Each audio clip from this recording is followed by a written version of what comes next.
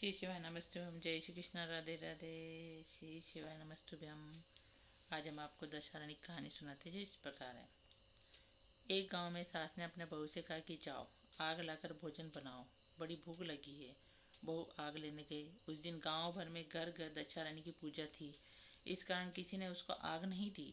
वह खाली हाथ लौट कर आई। संध्या समय वह पड़ोसनों के पास गई और उनसे बोली कि मेरी सास तो कभी गंडा लेती नहीं है, परंतु अब की बार जब गंडे पड़े तब मुझको बताना, मैं भी गंडा लूंगी। इसके बाद जब गंडे पड़े तब बहू ने सास की चोरी से दशहरा का गंडा ले लिया। 9 दिन तक उसने पड़ोसियों के पास जाकर कथा कहानियाँ सुनी। 10वें दिन उसे चिंता हुई कि अब पूजा कैसे करूंगी।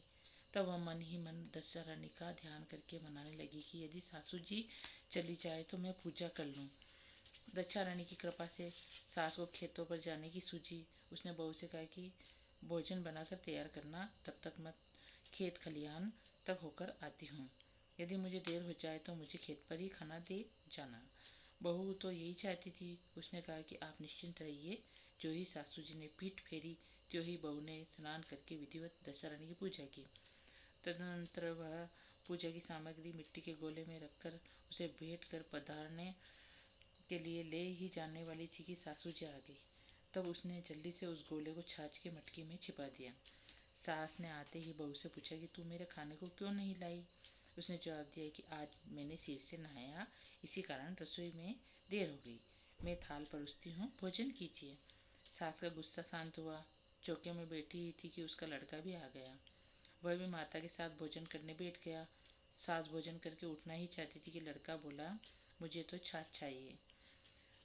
सास ने बहू से कहा, उठ छाछ दे दो। उसने कहा, मैं रसोई के भीतर हूँ, आप ही दो।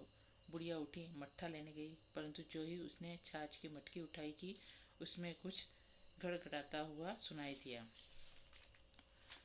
उसने हाथ डालकर बड़ा सोने का गोला देखा।